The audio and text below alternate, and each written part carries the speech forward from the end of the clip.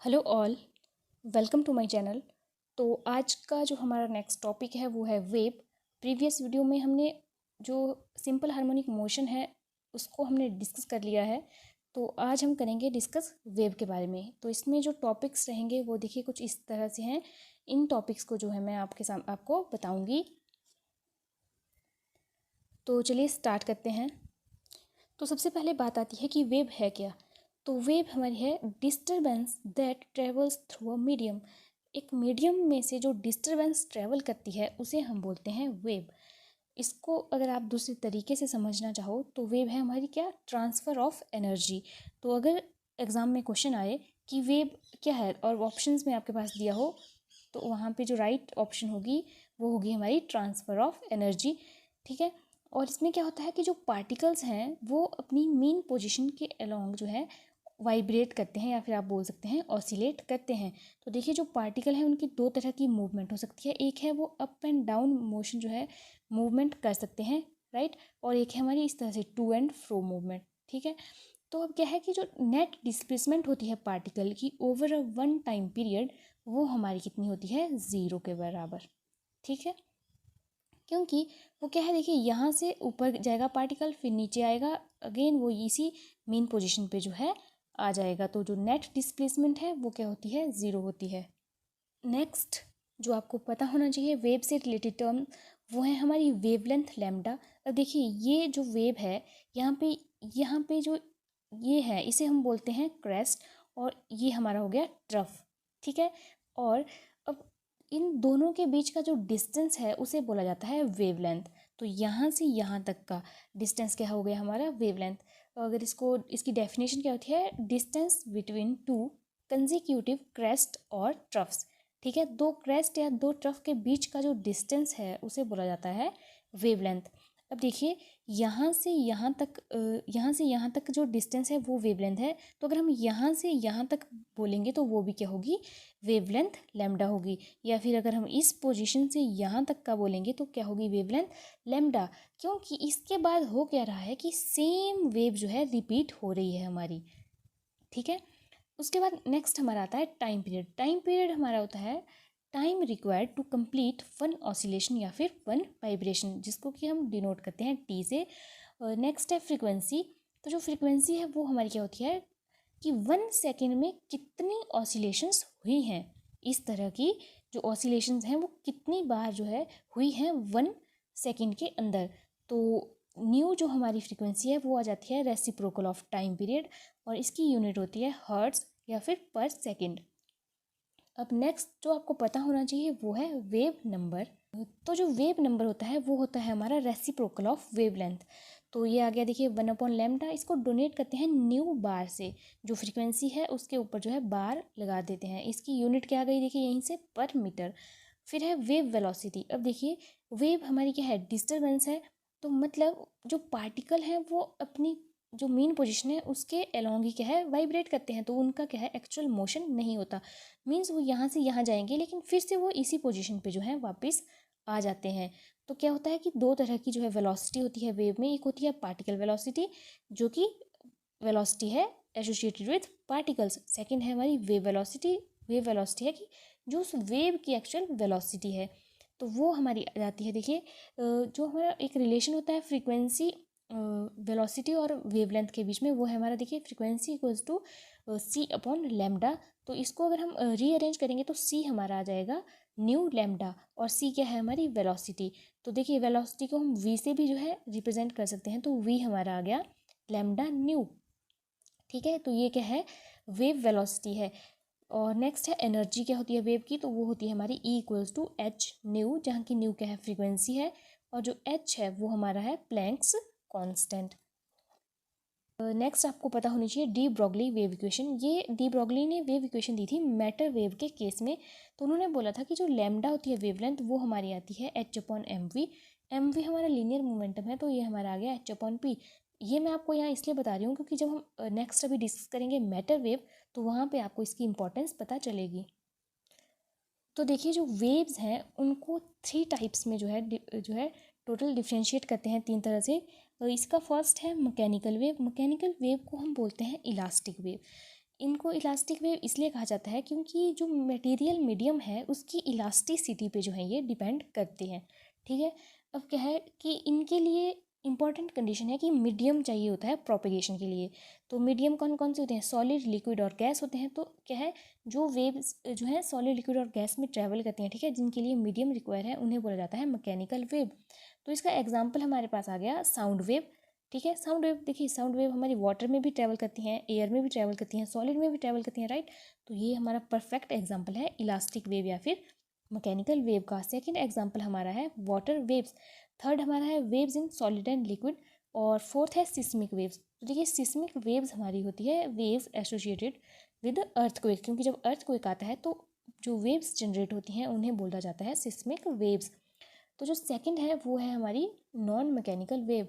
तो देखिए, ये इजी ही है क्योंकि जो नॉन मैकेनिकल वेव है वो कौन सी है, इसका बेस्ट एग्जांपल है इलेक्ट्रोमैग्नेटिक वेव। तो अगर देखिए आपको एग्जांपल पता है तो आपको पता चल गया कि इलेक्ट्रोमैग्नेटिक वेव्स के लिए कोई भी मीडियम जो है हमें नहीं चाहिए होता है प्रोपेगेशन के लिए। तो ये हमारी हो गई नॉन मैकेनिकल वेव्स।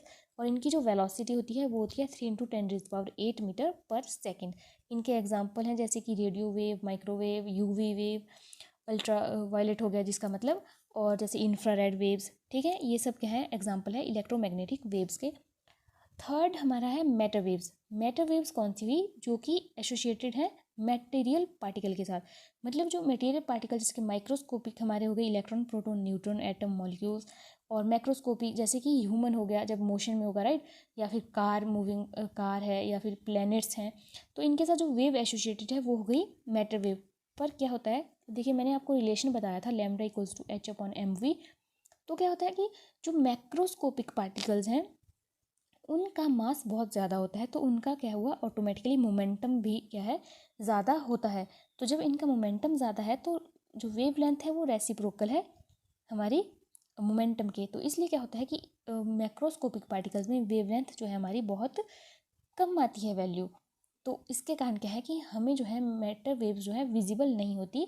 ठीक है, किस केस में, मैक्रोस्कोपिक पार्टिकल के केस में। लेकिन जो जैसे इलेक्ट्रॉन, प्रोटॉन, न्यूट्रॉन है, इनके केस में क्या है, मैटर वेव्स होती हैं, क्योंकि इनका क्या है कि मोमेंटम कम आता है, तो इनके लिए वेवलेंथ की वैल्यू जो है ज़्यादा आती है।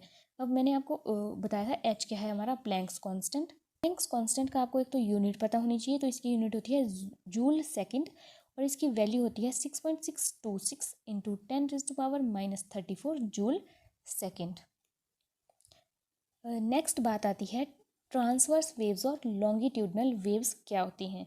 तो देखिए, अब ये जो मैंने वेव्स अभी आपको ऊपर डिस्कस की, ये इन्हीं के लिए है कि इनमें से क्या है कि देखिए कुछ पार्टिकल जो है हमारे, मैंने आपको बताया था ना कि पार्टिकल इस तरह से टू एंड फ्रो मोशन भी कर सकते हैं या फिर अप एंड डाउन भी जो है मोशन कर सकते हैं। तो इसकी वजह से जो इनके नेचर है उसको दो टाइप्स में डिवाइड किया गया है, एक है ट्रांसवर्स वेव और सेकेंड है लॉन्गिट्यूडनल वेव। तो जो ट्रांसवर्स वेव है उसमें क्या है कि पार्टिकल्स, जो मीडियम के पार्टिकल हैं वो वाइब्रेट करते हैं perpendicular to the direction of propagation of a wave. जैसे कि अगर वेव इस डायरेक्शन में जा रही है तो जो पार्टिकल हैं वो वाइब्रेट कर रहे हैं इस डायरेक्शन में। ठीक है, इसके जो एग्जाम्पल हैं वो हैं wave produced in a string. String क्या हुआ हमारा, एक तरह से धागा या फिर रस्सी जैसे होगी। स्ट्रिंग में जो वेव प्रोड्यूस होगी वो होती है हमारी ट्रांसवर्स वेव। और इलेक्ट्रोमैग्नेटिक वेव्स भी हमारी क्या हैं, ट्रांसवर्स वेव्स हैं। अब देखिए यहाँ पे एक बहुत ही इंपॉर्टेंट पॉइंट लिखा है कि जो मैकेनिकल, ठीक है, मैकेनिकल ट्रांसवर्स वेव्स मीन्स जो कि जिनके लिए मीडियम की रिक्वायरमेंट है, तो उनके लिए क्या है कि mechanical transverse waves can travel only through solid and on the surface of liquid. ठीक है, ये क्या है, ये सिर्फ ट्रैवल करती हैं सॉलिड्स में, और surface of liquid means inside water जो है ये ट्रैवल नहीं करेंगी, सिर्फ सरफेस पे जो है ट्रैवल करेंगी, या और सॉलिड पे जो है ये ट्रैवल करेंगी। क्योंकि इनके लिए जो कंडीशन होती है वो होती है इलास्टिसिटी। ठीक है, मीडियम की क्या है, इलास्टिसिटी इनके लिए इम्पॉर्टेंट है, क्योंकि अगर मीडियम इलास्टिक होगा वहीं पे जो है ये वेव जनरेट होती हैं। और जो वाटर होता है इनसाइड, मतलब सरफेस के नीचे, वो जो है इलास्टिक नहीं होता, तो इसलिए इनसाइड दी वाटर ये जो मैकेनिकल ट्रांसवर्स वेव है ये प्रोड्यूस नहीं होती। सेकंड जो हमारा टाइप है वो है लॉन्गिट्यूडनल वेव्स। तो जो लॉन्गिट्यूडनल वेव्स है उनमें क्या होगा कि पार्टिकल की मूवमेंट क्या होगी, सेम होगी जिस डायरेक्शन में वेव हमारी ट्रेवल कर रही है। अब देखिए आपने स्प्रिंग को देखा होगा कि जब हम स्प्रिंग को प्रेस करते हैं तो वो इस तरह से, देखिए ये हमने क्या किया है, जहाँ पे हमने स्प्रिंग को प्रेस किया हुआ है और ये उसकी नॉर्मल जो है वैसे, ठीक है, इस तरह से वो नॉर्मली क्या है स्प्रिंग होता है। तो अब देखिए इस तरह से क्या होती है, जो वेव जनरेट होती है वो होती है हमारी लॉन्गिट्यूडनल वेव। अब देखिए ये जो रीजन होता है इसको बोला जाता है रेयर फ्रैक्शन, और जहाँ पे कंप्रेस किया होता है उसको बोला जाता है कंप्रेशन। अब क्या होता है कि जो रीजन ऑफ कंप्रेशन होता है यहाँ पे पार्टिकल जो है बहुत ज़्यादा क्लोज होते हैं एक दूसरे के, और रेयर फ्रैक्शन में क्या होंगे, फार अवे, मतलब एक दूसरे से दूर दूर होंगे। अब यही वेव्स क्या है, इनका एक एग्जांपल है जो स्प्रिंग है उसमें, ठीक है, ये वेव्स जो हैं जनरेट होती हैं। सेकंड है हमारा एयर में, कि जो एयर में हमारी साउंड वेव्स हैं वो भी क्या हुई, लॉन्गिट्यूडनल वेव्स हुई। अब देखिए क्या होता है कि लॉन्गिट्यूडनल वेव्स के लिए हमें मटेरियल मीडियम चाहिए। तो देखिए क्या होता है कि एयर मॉलिक्यूल, देखिए जहाँ जहाँ दूर दूर हैं एयर मॉलिक्यूल, इस रीजन को बोला जाता है रेयर फ्रैक्शन, और जहाँ पे मॉलिक्यूल पास पास होंगे एक दूसरे के, मतलब क्लोज होंगे, तो वहाँ पे होगा कंप्रेशन। तो इस तरह से क्या है, जो हमारी लॉन्गिट्यूडनल वेव है वो मूव करती है। तो इसमें क्या होता है कि अब देखिए जैसे यहाँ से अगर आपने कुछ बोला तो जो मॉलिक्यूल्स हैं वो यहाँ के मॉलिक्यूल को क्या होगा, एनर्जी मिलेगी, तो वो क्या होंगे इस डायरेक्शन में जो है कंप्रेस हो जाएंगे। फिर जब वो कंप्रेस होंगे तो वो फिर से एक दूसरे पर क्या है फोर्स लगाएंगे, तो उसके कारण क्या होगा, कुछ मॉलिक्यूल आगे की डायरेक्शन में जाएंगे, कुछ जो है यहीं पे रीडिस्ट्रीब्यूट हो जाएंगे। तो फिर क्या होगा कि यहाँ पे जो रीज़न होगा वो रेयर फ्रैक्शन है, फिर अगेन इसके बाद क्या है कंप्रेशन है। तो इस तरह से क्या है लॉन्गिट्यूडनल वेव जो है मूव करती है। तो इसका एग्जाम्पल क्या होगा, साउंड वेव्स, ठीक है। मोस्ट इम्पॉर्टेंट है कि साउंड वेव्स की नेचर क्या है, लॉन्गिट्यूडनल। अब एक क्वेश्चन आता है एग्जाम में कई बार कि जो वाटर वेव्स हैं वो किस नेचर की हैं। तो जो वाटर वेव्स हैं उनकी नेचर क्या होती है, longitudinal as well as transverse. ये आपने ध्यान रखना है, ये मोस्ट इंपॉर्टेंट है। ऐसा क्यों होता है, क्योंकि जो मैंने अभी आपको बताया था ना कि जो ट्रांसवर्स वेव है वो सिर्फ सरफेस ऑफ वाटर पे ही ट्रैवल करती हैं। तो क्या हुआ, इनसाइड द वाटर जो वेव होंगी वो कौन सी होगी, लॉन्गिट्यूडनल, और जो सरफेस होगा वहाँ पे कौन सी वेव होगी, ट्रांसवर्स, ठीक है। तो इसलिए जो वाटर वेव्स हैं, अब देखिए जब आपने किसी पत्थर को ऐसे फेंक दिया अगर आपने देखी रिवर में, तो क्या होता है इस तरह से जो है वेव्स जनरेट होती हैं, राइट, रिपल्स जिनको हम बोलते हैं। तो ये क्या होता है कि सरफेस पे जो वेव हमें दिखाई देती है वो ट्रांसवर्स होती है, और जो वेव इनसाइड द वाटर होगी वो कौन सी होगी, लॉन्गिट्यूडनल। अब नेक्स्ट हमारी बात आती है स्पीड ऑफ ट्रांसवर्स वेव्स, ठीक है। तो जो कि वेव वेलोसिटी होती है उसकी हम यहाँ पे बात कर रहे हैं। तो देखिए जो ट्रांसवर्स वेव है, अब क्या है कि हाँ जो वेव की हम डिस्प्लेसमेंट, ठीक है, वेव की डिस्प्लेसमेंट होती है, तो उसके लिए जो इक्वेशन है वो होती है दिस वन। देखिए y equals to a sine के एक्स माइनस ओमेगा टी। अब देखिए ये अगर यहाँ पे जो एंगल है ना, ये यहाँ पे साइन थीटा होता है, तो ये जो एंगल है अगर इसमें देखिए दोनों के साइन जो है अपोजिट होंगे, मीन्स देखिए ये हमारा के एक्स हमारा पॉजिटिव है और माइनस बीच में लगा है ओमेगा टी, तो इसका साइन पॉजिटिव हुआ, इसका नेगेटिव हुआ। तो जब दोनों के साइन हमारे अपोजिट होंगे तो वेव ट्रेवल करेगी पॉजिटिव एक्स एक्सिस के अलोंग। और अगर इन दोनों के साइन सेम होंगे, मीन्स अगर जैसे ऐसे होगा माइनस के एक्स माइनस ओमेगा टी, या फिर के एक्स प्लस ओमेगा टी, ठीक है, तो क्या होगा कि जो वेव है वो ट्रेवल करेगी माइनस एक्स एक्सिस के अलाउंग, नेगेटिव एक्स डायरेक्शन में। ये आपको जो है ये आपने ध्यान रखना है कि अगर फेज एंगल में यहाँ पे इन दोनों के साइन अपोजिट होंगे तो वेव ट्रेवल करेगी पॉजिटिव एक्स एक्सिस के अलाउंग, और अगर इन दोनों के साइन सेम होंगे तो वेव ट्रेवल करेगी नेगेटिव एक्स डायरेक्शन में। और यहाँ पे जो ए है ये हमारा होता है एम्पलीट्यूड, जो कि मैंने आपको हार्मोनिक मोशन में भी बताया है। ये हमारा फेज है, यहाँ पे ओमेगा क्या है, एंगुलर वेलोसिटी, जिसकी वैल्यू कितनी होती है 2 पाई न्यू, और जो के यहाँ पे है ये यहाँ पे न्यू है, तो ये क्या है हमारा वेव कांस्टेंट। तो वेव कांस्टेंट की वैल्यू आती है 2 पाई/लैम्डा। अब जो वेव वेलोसिटी है, मीन्स जिस वेलोसिटी से वेव ट्रेवल कर रही है। अब देखिए यहाँ पे पहले आपको बता देती हूँ कि एम्पलीट्यूड होता क्या है। एम्पलीट्यूड होता है maximum displacement of a wave. अब ये इसकी क्या है, मेन पोजीशन है, तो यहाँ से यहाँ तक क्या है मैक्सिमम डिस्प्लेसमेंट हुई। तो यहाँ तक का देखिए जो ये डिस्टेंस है डिस्प्लेसमेंट है इसको बोला जाता है एम्पलीट्यूड, मैक्सिमम एम्पलीट्यूड, ठीक है। अब चलिए बात करते हैं वेव वेलोसिटी की।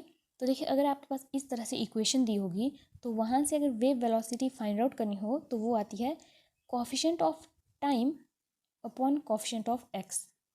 अब टी का कोफिशिएंट है ओमेगा और एक्स का कोफिशिएंट है के, तो वेलोसिटी आ गई ओमेगा अपॉन के, ठीक है। अब आप बोलोगे कि मैम आपने तो हमें लास्ट अभी स्टार्टिंग में बताया कि वेव वेलोसिटी हमारी होती है, मैंने आपको बताया था ना जो वेलोसिटी है वो हमारी लैम्डा न्यू होती है। तो अब देखिए ये कैसे आती है, तो देखिए जो ओमेगा है उसकी वैल्यू कितनी होती है 2 पाई न्यू, और जो के है उसकी वैल्यू क्या होगी 2 पाई बाई लैम्डा। अब नीचे लैम्डा होगा उसको ऊपर लेके जाएंगे तो यहाँ पे लैम्डा आ जाएगा। अब 2 पाई से 2 पाई कैंसिल, तो हमारे पास क्या आ गया न्यू लैम्डा या फिर लैम्डा न्यू, ठीक है। यह है स्पीड ऑफ ट्रांसवर्स वेव। अब देखिए मैंने आपको बताया था कि जो ट्रांसवर्स वेव हैं वो स्ट्रिंग में भी जो है जनरेट होती हैं, तो उस केस में जो स्पीड ऑफ ट्रांसवर्स वेव है वो आ जाती है velocity equals to tension upon mu under root. जो म्यू है वो है मास पर यूनिट लेंथ, टी है हमारी टेंशन, टेंशन क्या होती है एक तरह से फोर्स होती है, ठीक है। अब क्या है कि जो मास पर यूनिट लेंथ है इसको हम कन्वर्ट कर सकते हैं डेंसिटी और वॉल्यूम के रिलेशन में, राइट। तो अब देखिए जो हमारा मास होता है, अब यहाँ पे देखिए मास हमारा क्या होता है वॉल्यूम इंटू रो, क्योंकि जो डेंसिटी होती है वो होती है मास पर यूनिट वॉल्यूम। अब यहाँ से अगर हम वॉल्यूम ऊपर ले जाएं तो इस तरह से आ जाएगा, राइट। अब मास पर यूनिट लेंथ में मतलब यहाँ पे लेंथ है, तो अब यहाँ पे भी हमें क्या है वॉल्यूम पर यूनिट लेंथ करना पड़ेगा। अब देखिए स्ट्रिंग हमारा ये है, तो इसके केस में अब वॉल्यूम हमारा आ जाएगा पाई आर स्क्वायर इंटू लेंथ, ठीक है। जो स्ट्रिंग की लेंथ है और जो इसका यहाँ पे ये जो एरिया आता है सर्कल का, ठीक है। तो अब देखिए यहाँ पे डिनोमिनेटर में लेंथ है साथ में रो है, तो एल से एल कैंसिल हो गया, तो हमारे पास आ गया mu equals to pi r square rho. तो वही चीज़ मैंने यहाँ पे लिखी है। अब इनका देख लेते हैं इफेक्ट क्या पड़ता है स्पीड पे। देखिए यहाँ से हमें पता चल रहा है कि वेलोसिटी हमारी डायरेक्टली प्रोपोर्शनल है स्क्वायर रूट ऑफ टेंशन।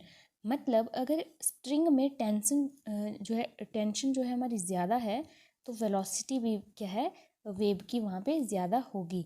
फिर है रेडियस ऑफ अ स्ट्रिंग, तो मीन्स अगर क्या है यहाँ पे देखिए अंडर रूट में आर स्क्वायर है ना नीचे, तो ये बाहर आके हमारा आर आ जाएगा, तो वेलोसिटी हमारी इन्वर्सली प्रोपोर्शनल आ गई रेडियस के। इसका मतलब है कि अगर हमारा जो स्ट्रिंग है वो थिन है तो उसमें वेव वेलोसिटी ज़्यादा होगी, और अगर स्ट्रिंग हमारा थिक है तो उसमें जो वेलोसिटी है वो वेव की कम हो जाएगी। और लास्ट है velocity is inversely proportional to density. Means अगर मटेरियल है रो हमारी क्या होती है डेंसिटी होती है, मींस जो मटेरियल है अगर उसकी डेंसिटी कम होगी तो वेलोसिटी उसमें ज़्यादा होगी। फॉर एग्जांपल जो हमारा आयरन है उसकी डेंसिटी क्या है ज़्यादा होती है, तो इसमें जो वेलोसिटी है वो कम होगी। और जो एल्यूमिनियम का अगर स्ट्रिंग होगा तो उसमें जो वेव वेलोसिटी होगी वो ज़्यादा होगी, क्योंकि इसकी जो डेंसिटी है वो कम होती है। अब नेक्स्ट हम बात कर लेते हैं speed of sound in solid and liquid. Means अब हम यहाँ पे लॉन्गिट्यूडनल वेव की स्पीड की बात कर रहे हैं। प्रीवियस अभी हमने बात की ट्रांसवर्स वेव की स्पीड की, ठीक है। तो देखिए जो लॉन्गिट्यूडनल वेव है उसमें क्या होता है कि सॉलिड और लिक्विड में जो वेलोसिटी है वो बराबर आती है हमारी elasticity upon density of that medium, और इसका क्या है अंडर रूट है। तो जो ये है हमारा मॉडुलस ऑफ इलास्टिसिटी। तो सॉलिड के लिए जो मॉडुलस ऑफ इलास्टिसिटी होता है वो होता है वाई। अब देखिए ये मैं आपको बता देती हूँ कि जो यंग्स मॉडुलस ऑफ इलास्टिसिटी ये हमारा क्या होता है स्ट्रेस अपॉन स्ट्रेन होता है, ठीक है। और जो स्ट्रेस होता है वो हमारा होता है फोर्स पर यूनिट एरिया, और स्ट्रेन हमारा होता है जैसे कि अगर हम लॉन्गिट्यूडनल स्ट्रेन होता है तो उसमें डेल्टा एल अपॉन एल आता है, ठीक है। और जैसे कि जो बल्क मॉडुलस होता है उसमें ये चीज़ हमारी वॉल्यूम में आती है, जैसे डेल्टा वी अपॉन वी। तो ये चैप्टर जो है एक डिफरेंट है, लेकिन यहाँ पे आपको मेन पता होना चाहिए कि क्या है कि यहाँ पे जो ई है वो है मॉडुलस ऑफ इलास्टिसिटी। तो देखिए अब अगर हमारा सॉलिड है तो उसमें वेलोसिटी हमारी आ जाएगी Young's modulus upon density of that material under root, ठीक है।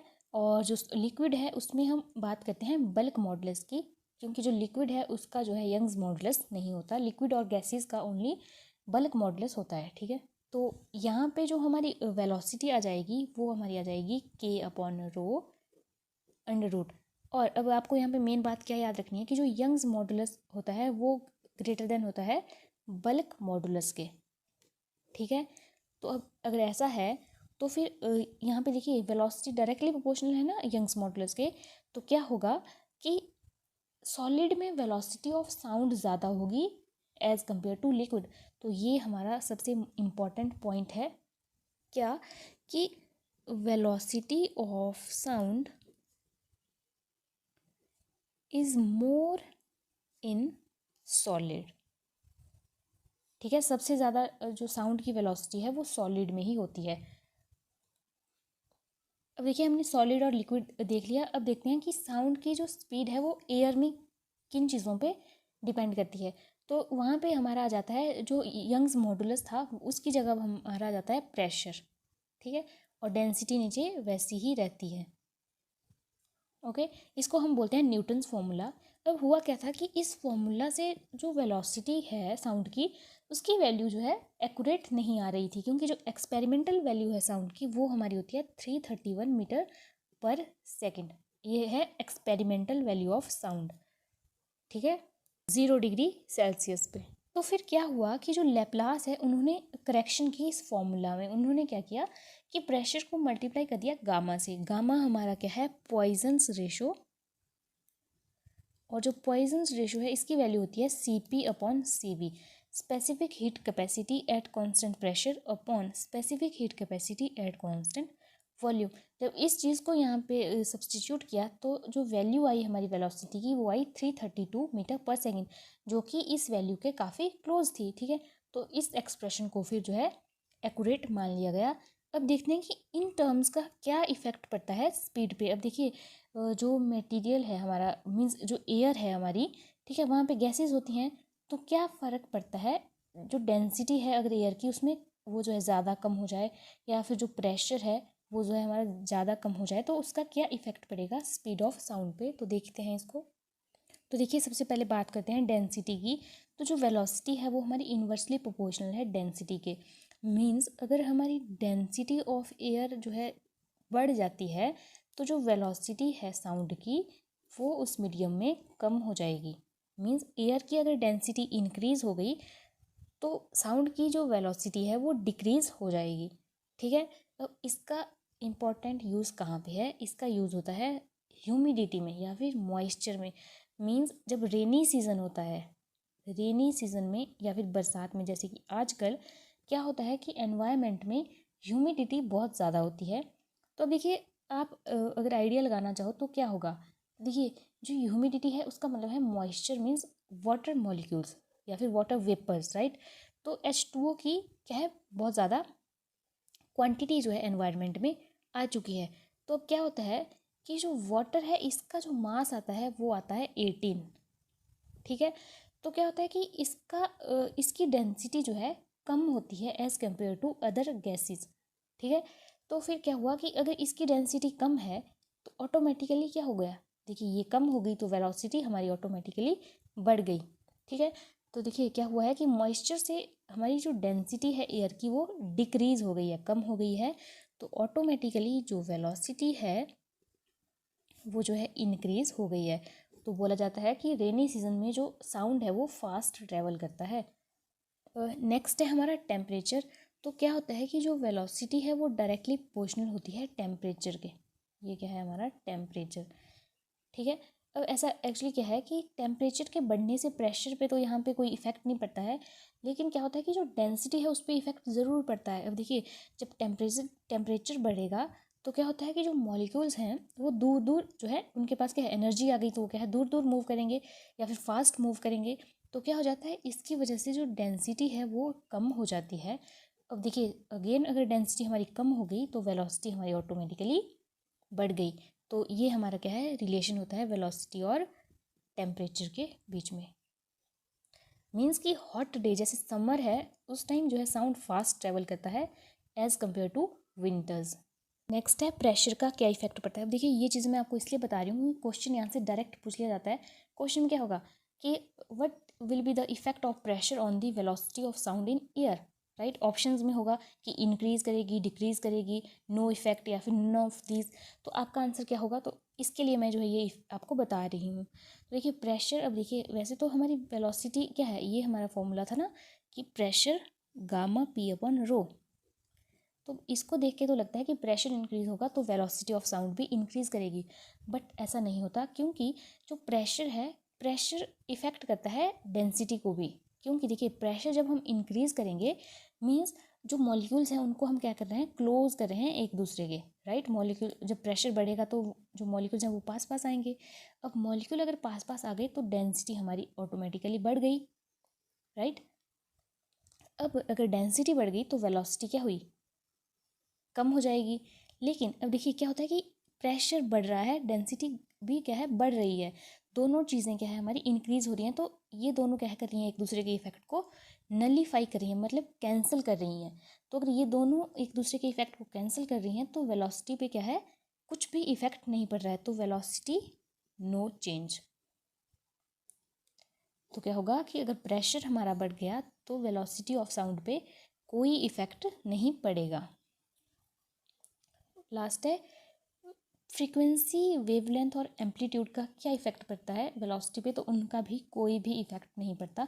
तो ये भी जो है क्वेश्चन आ सकता है, ठीक है। ऑप्शंस दी होंगी ये सभी कि किसका इफेक्ट जो है वेलोसिटी ऑफ साउंड पे पड़ता है। तो जो फ्रीक्वेंसी है, वेवलेंथ है और एम्पलीट्यूड है, इनका भी कोई इफेक्ट नहीं पड़ता साउंड की वेलोसिटी पे। लास्ट इसमें है विंड। अब देखिए विंड की डायरेक्शन, जिस डायरेक्शन में अगर आप बोल रहे हो जिस डायरेक्शन में, उस डायरेक्शन में अगर विंड होगी तो आपका साउंड जो है फास्ट जो है आगे पहुंच जाएगा। तो क्या है कि velocity of sound directly proportional होती है विंड्स डायरेक्शन। मतलब कि अगर जो हमारी विंड है वो सेम डायरेक्शन में है जहाँ को हम बोल रहे हैं तो साउंड फास्ट मूव करेगा, और अगर वेलोसिटी की जो विंड की डायरेक्शन है वो अपोजिट है to the direction of velocity of sound, तो क्या होगा, साउंड जो है स्लो मूव करेगा।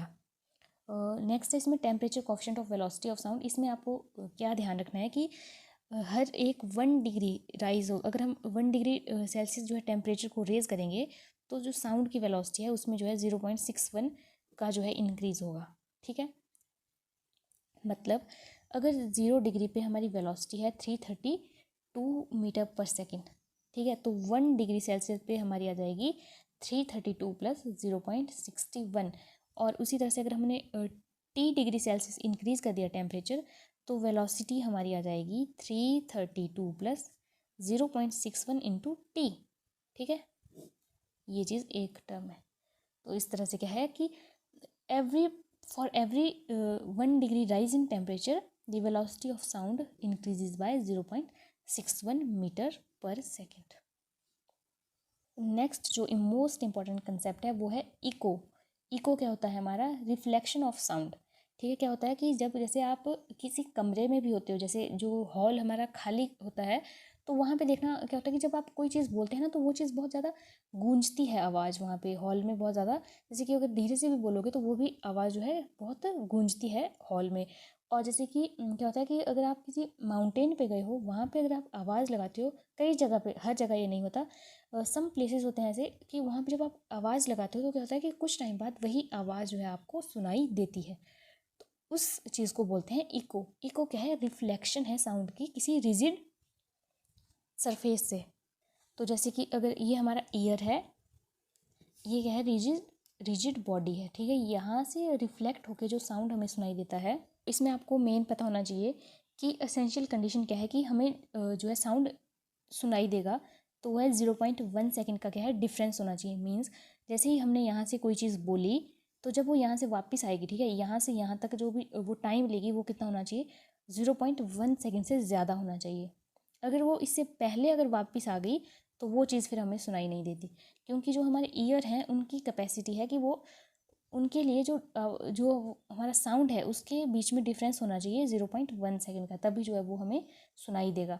तो इसके लिए जो डिस्टेंस की बात आ जाती है, मिनिमम डिस्टेंस, ठीक है, कम से कम इतना ज़्यादा जो है हो सकता है, ठीक है, ये है कम से कम कितना डिस्टेंस होना चाहिए, तो वो है 17 मीटर का। हमारे ईयर्स और जो रिजिड बॉडी होगी उनके बीच में डिफरेंस जो डिस्टेंस है वो होना चाहिए 17 मीटर का। और टाइम का डिफरेंस कम से कम है ये वाला, ठीक है। 0.1 सेकेंड जो है डिफरेंस होना ही चाहिए। ज़्यादा हो सकता है, ठीक है, लेकिन कम से कम इतना डिफरेंस तो होना ही चाहिए। अब देखिए लास्ट है ये वाला टॉपिक कि फ्रीक्वेंसी रेंज क्या है साउंड वेव्स की, और ये जो साउंड वेव है जैसे कि इंफ्रासोनिक, अल्ट्रासोनिक, ये किस किस को जो है सुनाई देती हैं। तो चलिए इसको भी डिस्कस कर लेते हैं। फर्स्ट है देखिए जो फ्रीक्वेंसी रेंज, जो ऑडिबल वेव है जो कि ह्यूमन सुन सकता है, राइट, वो है हमारी 20 हर्ट्ज टू 20,000 हर्ट्ज। ओके, तो जिसको कि हम 20 किलो हर्ट्ज भी बोल सकते हैं। तो ये है हमारी ह्यूमन जो है जिस साउंड को सुन सकता है। इससे कम को भी हम नहीं सुन सकते और इससे ज़्यादा को भी जो है हम नहीं सुन पाते हैं। तो इससे कम फ्रीक्वेंसी की जो साउंड वेव्स हैं उनको बोला जाता है infrasonic. Infrasonic sound waves having frequency less than 20 hertz. ये है ना हमारी लो, मतलब कि मिनिमम फ्रीक्वेंसी हम इतनी सुन सकते हैं। तो इससे कम की जो फ्रीक्वेंसी है वो हमारी आ गई इंफ्रासोनिक साउंड वेव्स। अब इसके एग्जाम्पल कहाँ कहाँ पे हैं, ये कौन कौन जो है इंफ्रासोनिक साउंड वेव को प्रोड्यूस करते हैं। तो वो है हमारा अर्थक्वेक। हार्ट बीट जो हमारी होती है वो भी क्या है, इंफ्रासोनिक रेंज की होती है। व्हेल्स, एलिफेंट्स, रेनोसोर्स जो कि गैंडा होता है, प्रोड्यूस इंफ्रासोनिक साउंड। ये जो है टैट में क्वेश्चन भी आया था कि infrasonic sound waves are produced by animals के नेम थे, तो वहाँ पे राइट आंसर था रेनोसोर्स। अब देखिए इसके लिए अगर इनको याद रखना है तो वैसे अर्थ क्वेक है, इससे आप इन सभी को याद रख सकते हो। वैसे क्या होता है कि देखिए अर्थ क्वेक में यहाँ पे यू होता है, लेकिन अगर हम यहाँ पे डब्ल्यू लिख दें, ठीक है, EARTHQWAKE, तो इसमें सारी चीज़ें आ जाएंगी, ठीक है। तो जैसे कि ई से हमारा एलिफेंट हो जाएगा, आर से हमारा रेनोसोर्स हो जाएगा, और एच से हमारा हो जाएगा हार्ट बीट, और अर्थक्वेक तो एक है ही, और डब्ल्यू से हमारा हो जाएगा व्हेल्स, ठीक है। तो देखिए 1 2 3 4 5, पाँचों जो है यहाँ पे आ गए। फिर से बता देती हूँ, ई से एलिफेंट और अर्थक्वेक एक हो गया सेकंड, फिर आर से रिनोसोर्स, एच से हमारा हो गया हार्ट बीट, और डब्ल्यू से हमारा हो गया व्हेल्स, ठीक है। ये मैं इसलिए बता रही हूँ कि जो अल्ट्रासोनिक वेव्स हैं वो भी जो है एनिमल जो है कई सुन पाते हैं, ठीक है। तो फिर यहाँ पे क्या है, कन्फ्यूज़न हो जाता है कि कौन किसे सुनाई देती है। तो इसलिए मैंने आपको ये बता दिया एक ट्रिक इसके लिए, इंफ्रासोनिक वेव्स के लिए। क्योंकि देखिए जो हमारी थर्ड है वो है अल्ट्रासोनिक। अल्ट्रासोनिक को बोला जाता है सुपरसोनिक वेव्स। अब सुपरसोनिक हो गई तो इनकी फ्रिक्वेंसी हो गई greater than 20 kilo hertz. Okay, अब इनका एग्जाम्पल कि ये किसे किसे सुनाई देती हैं, तो जो डॉग हैं उन्हें सुनाई देती हैं, डॉल्फिन, ऊपर व्हेल थी यहाँ पे डॉल्फिन है, बैट, चमगादड़ जो होता है, ठीक है, जो हमारा लियोपार्ड होता है वो भी जो है इनको सुन सकता है, मंकीज़ भी होते हैं वो भी जो है अल्ट्रासोनिक वेव्स को सुन पाते हैं। ये तो मैंने बता दिया कि कौन इन्हें सुन पाते हैं, कौन कौन से। देखिए dog, dolphin, bat, leopard, monkey. अब इसका यूज़ भी मैं आपको बता देती हूँ, वो भी बहुत इंपॉर्टेंट है। क्योंकि इसका यूज़ एक तो देखिए जो डॉग है वो हमारे क्या है अल्ट्रासोनिक साउंड वेव को सुन पाते हैं, तो ये एज अ डिटेक्टिव भी हम यूज़ करते हैं, जैसे कि बॉम्ब को डिफ्यूज़ करने के लिए, राइट, क्योंकि डॉग्स जो हैं पता लगा देते हैं कि कहाँ पे जो है बॉम्ब होगा। अब सेकंड है कि अल्ट्रासोनिक वेव का यूज़ हम करते हैं अल्ट्रासाउंड में, अल्ट्रासाउंड। ओके, अब अल्ट्रासाउंड की बात आ गई तो इसका मतलब है कि जो सोनोग्राफी होती है, तो वो उसमें क्या है, सोनोग्राफी, वहाँ पे भी क्या होगा, अल्ट्रासाउंड, अल्ट्रासोनिक वेव्स यूज़ होंगी। फिर जो ब्लड क्लॉटिंग होती है उसको रिमूव करने के लिए भी जो है इसका यूज़ करते हैं, ठीक है। एंड मोस्ट इम्पॉर्टेंट जो सोनार है वो भी जो है अल्ट्रासोनिक साउंड वेव यूज़ करता है। सोनार का यूज़ करते हैं to measure the depth of the sea. अब देखिए क्या होता है कि अगर यहाँ पे शिप है, ठीक है, यहाँ पे सरफेस है, तो यहाँ से जो साउंड वेव आएगी वो रिफ्लेक्ट भी होगी, राइट। तो फिर क्या होता है कि इससे जो है हमें पता चल जाता है कि डेप्थ कितनी है। अब देखिए पता कैसे चलेगा, क्योंकि जो हमारा जो डेप्थ होगी, राइट, तो डेप्थ मतलब डिस्टेंस हमारा आ जाएगा VT/2। VT/2 मतलब कि यहाँ से यहाँ और यहाँ से यहाँ, क्योंकि क्या हुआ ये जो 2 है वो है T/2, ठीक है, क्योंकि जो टाइम उसने यहाँ से यहाँ लिया फिर यहाँ से यहाँ लिया सेम टाइम लेगी ना, तो 2 बार हमें टाइम नहीं चाहिए, हमें तो यहाँ से यहाँ का टाइम चाहिए, तो ये आ गया t/2। ठीक है। और वेलोसिटी ऑफ साउंड वेव हमें कहाँ से मिल जाएगी? वेलोसिटी मैंने आपको बताई थी, क्या रिलेशन होता है वेलोसिटी, वेवलेंथ और फ्रीक्वेंसी में। वेलोसिटी हमारी होती है लैम्डा न्यू। ठीक है। क्योंकि अब देखिए जो वेव हम यूज़ करेंगे उसकी वेवलेंथ भी हमें पता होगी, फ्रीक्वेंसी भी पता होगी, तो वहाँ से हमें वेलोसिटी मिल जाएगी और फिर जो टाइम है वो कैलकुलेट हो जाएगा। तो टाइम जितना लगेगा उसको हम 2 से डिवाइड कर देंगे, तो हमारे पास जो डेप्थ है सी की वो हमें मिल जाएगी। ठीक है। तो इसके साथ जो हमारा वेव है वो कंप्लीट होता है।